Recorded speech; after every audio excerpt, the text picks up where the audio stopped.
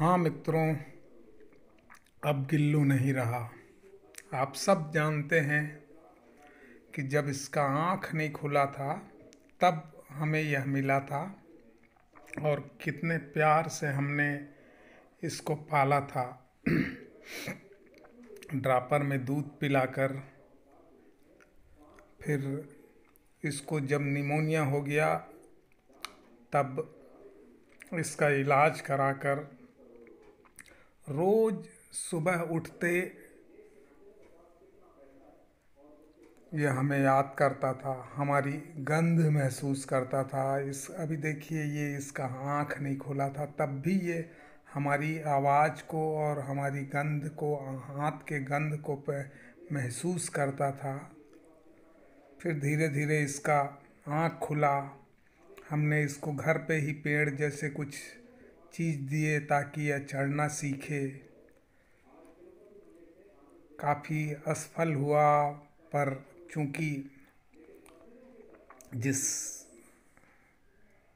प्रजाति में जन्म लिया है यह धीरे धीरे सब सीख गया। देखिए कैसे धीरे धीरे यह चढ़ना सीख रहा है। पिछले 5 साल 5 महीने तक यह लगातार हमारे पास रहा। प्रत्येक दिन के 24 घंटे हम इससे जुड़े रहे और यह हमसे जुड़ा रहा। इसने खूब प्यार हमको लुटाया और हमने भी इसको प्यार दिया। एक छोटा सा जीव कैसे मनुष्य के साथ जुड़ जाता है, समझ में नहीं आता। यह हमारी हर इशारे को समझता था। विश्वास देखिए इसका, यह हम पे भरपूर विश्वास करता था, सुरक्षित महसूस करता था हमारे पास। पर यह उस समय काफ़ी बीमार था जब इसके फेफड़े में कब्ज जमा हुआ था। हम भी काफ़ी परेशान थे कि इसको कैसे बचाया जाए, मगर मुझे लगता है कि इसको भरोसा था कि हम इसे बचा लेंगे। उछल कूद तो करता था मगर खाना नहीं खा पाता था, यानी दूध नहीं पी पाता था, क्योंकि इसके फेफड़े में कफ जमा हुआ था तो यह दूध को घुटक नहीं पाता था। मेरे बेटे ने इसके लिए काफ़ी प्रयास किया। दुर्ग के सारे जो वेटरनरी डॉक्टर्स हैं उनसे मिला, इंटरनेट में सर्च किया और अंत में फिर इसको कुछ दवाइयों के साथ नेबुलाइज़र देना जब हम शुरू किए तब इसके छाती में जो कफ जमा था वो दूर हुआ और यह हमारे साथ फिर खेलने खाने लगा। मैं भी अपने ऑफिस से जल्दी वापस आता था ताकि मैं इसके साथ अपना टाइम स्पेंड कर सकूं। दिन भर का थकान यह ऐसे दूर कर देता था। आकर गले में बैठता था, गाल को चूमने जैसा अपने मुंह से टच करता था। देखिए, हमने नेबुलाइज़र लगातार इसको नेबुलाइज़र दिया करीबन 10-15 दिन, और ये भी खुशी के साथ नेबुलाइज़र लेता था। यानी हमको आभास होता था कि नेबुलाइज़र से इसको आराम मिल रहा है। नहीं तो यह इतना चंचल था कि यह किसी भी एक चीज़ पे टिकता नहीं था। नेबुलाइज़र का ही प्रभाव रहा कि यह इतना तेज और पूरी तरीके से स्वस्थ हो पाया। हम इसे दिन में बाहर भी छोड़ देते थे, हमारी निगरानी में एक आध घंटा इसे बाहर रखते थे ताकि यह अपनी प्राकृतिक दुनिया से परिचित हो सके। हालांकि हम ध्यान रखते थे कि कोई जानवर इसको नुकसान न पहुंचावे। यह बाहर, घर के बाहर उछलता कूदता था। देखिए कैसे कूदता है, बहुत दौड़ता था दिन भर हमारे पीछे। हम उसको बाहर नहीं ले गए तो हमारे पैर में चढ़ेगा, हमारे साथ घूमेगा, हमारे शरीर में चढ़ेगा, सोफे में इधर उधर दिन भर मस्ती करते रहता था। दिन भर मस्ती करता था, कुछ घंटा आराम करता था, फिर मस्ती करता था। और यह अपने सोने की जगह खुद चयन करता था कि आज रात को इसको कहाँ पे सोना है, और वहाँ से हटा देते थे तो फिर जाके उसी जगह में सो जाता था। यह इसको मेरा मफलर बहुत पसंद था। सुबह उठते जब उठाते थे तो यह ऐसा जम्भाई लेता था, हम इसको गुड मॉर्निंग करते थे। फिर पहले तो यह जूते के डब्बे में सोता था, उसके बाद अपना जगह चूज़ करने लगा। मम्मी या पापा यानी मेरी मलकिन या मेरे पास देखिए किस मस्ती के साथ हमारे साथ मस्ती करता था। सवेरे उठ के हम चाय पी रहे हैं और यह हमारे पास मस्ती कर रहा है। सवेरे से चालू हो जाता था जो दिन भर इसकी मस्ती पूरे घर में धमा चौकड़ी मचाता था। कोई सामान का नुकसान बिल्कुल नहीं करता था। हिफाजत के साथ वह सामान के आजू बाजू से निकलता था। और देखिए मस्ती है, इसी तरीके से मस्ती करता था। हर पल हमें इसकी याद आती है। हर पल यह हमारे साथ खेलते रहता था। अब इसकी मजबूरी थी, इसकी किस्मत थी कि ये अकेला हमारे पास आया था और हम कोशिश करते थे कि इसको भरपूर खुशी दें, भरपूर प्यार दें। देखिए ये सोफ़ा उसका में उसकी सोफ़ा उसका सोल प्रॉपर्टी यानी क्या कहते हैं एकाधिकार था। इस सोफ़े में कोई अन्य घर में मेहमान आया या कोई दूसरा आ गया और इस सोफ़े में बैठ गया तो देख, आप सब जानते हैं कि जानवरों में सूंघने की क्षमता ज़बरदस्त होती है। इस सोफ़े में कोई और बैठ जाता था तो एक बहुत दिन तक, एक दो दिन कम से कम उस सोफ़े से दूर जाता था। ये उसकी गंध यहाँ बनी रहती थी। उसको मेरे ख्याल से ये महसूस करता था। वो ये दूसरे दिन चिड़चिड़ाने भी लगता था या हमसे नाराज़ होने का प्रदर्शित करता था। ये देखिए धीरे धीरे ये ऊपर वाले जगह पे चलना सीखा।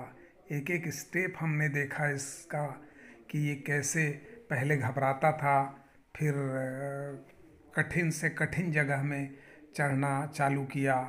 फिर हमने घर के बाहर हमारा एक जाम का पेड़ है, हमने वहाँ इसको निकाला। जाम के पेड़ में ये चलना चालू किया। धीरे धीरे कुछ गिलहरियों के सामने इसको छोड़ने लगे।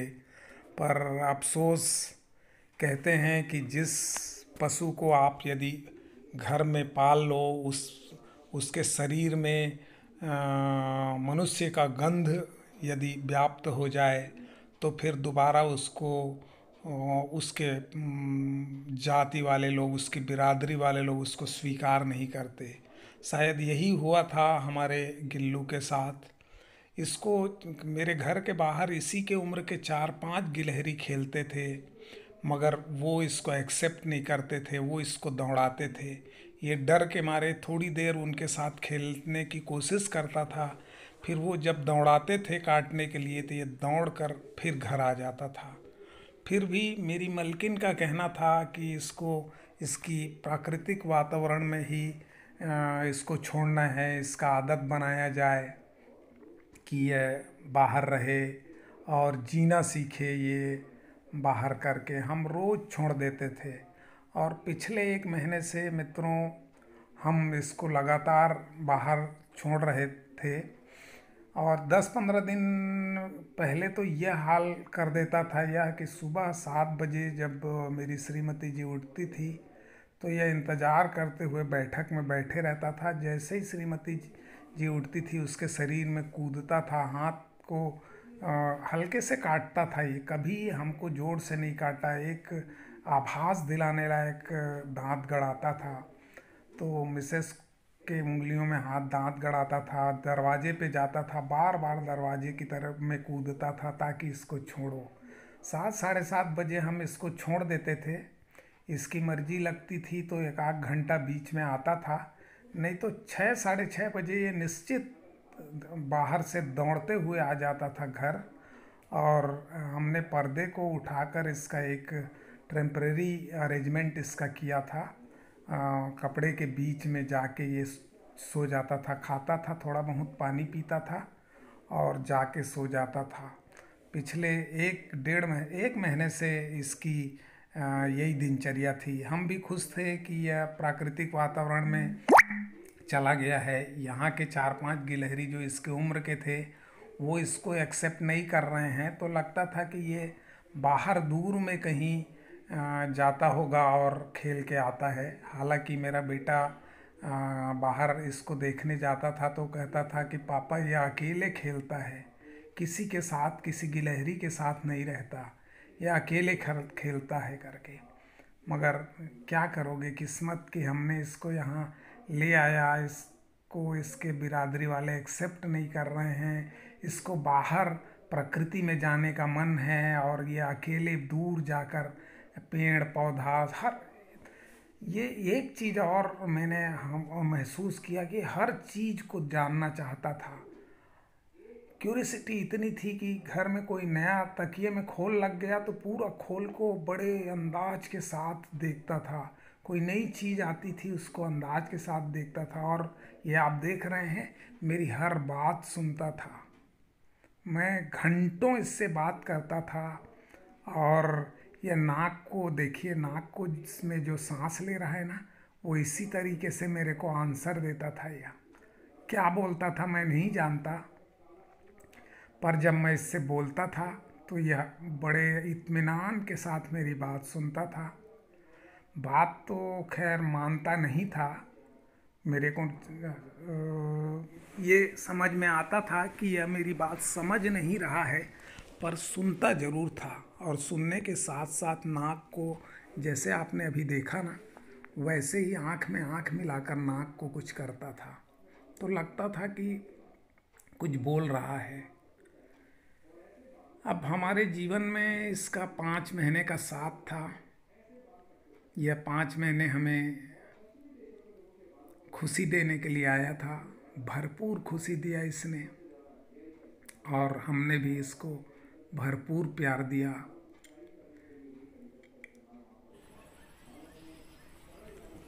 जिस दिन यह करीबन 8 दिन पहले से यह नहीं आ रहा है, उस दिन सुबह सुबह हमने इसको देर से घर से बाहर निकाला, क्योंकि एक बाज की प्रजाति की छोटी चिड़िया है, वो पिछले 2-3 दिनों से इस पे वार करने का प्रयास कर रही थी।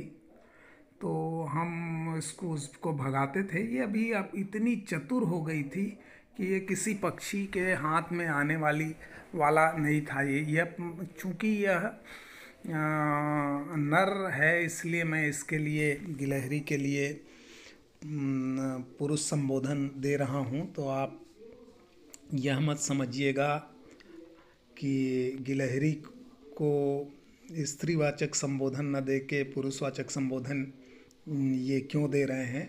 हालांकि आप सब जानते हैं कि मेरी हिंदी उतनी अच्छी नहीं है, फिर भी मैं अपनी भावनाओं को व्यक्त करना चाहता हूँ, इसको अक्षुण्ण रख देना चाहता हूँ गिल्लू की यादों को इस वीडियो को बनाकर।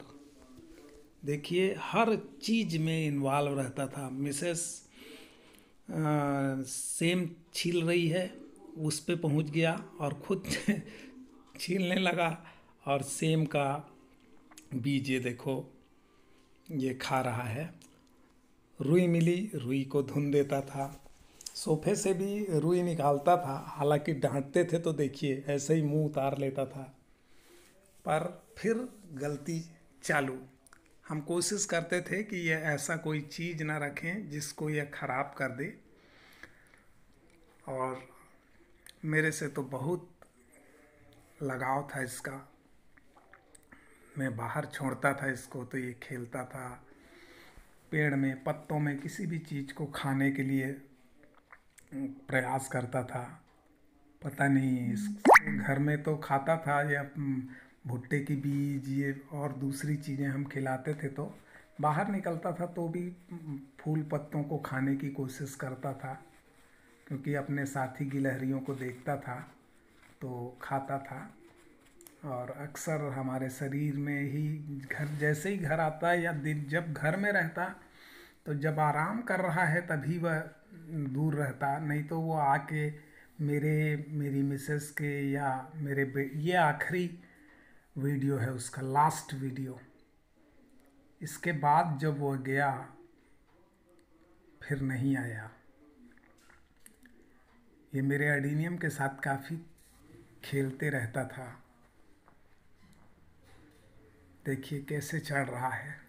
लाल रंग का धागा हमने बांध दिया था, जो ये देखा नहीं था, और वहाँ एक बैग टंगा है, उसको भी जानने की कोशिश कर रहा है ये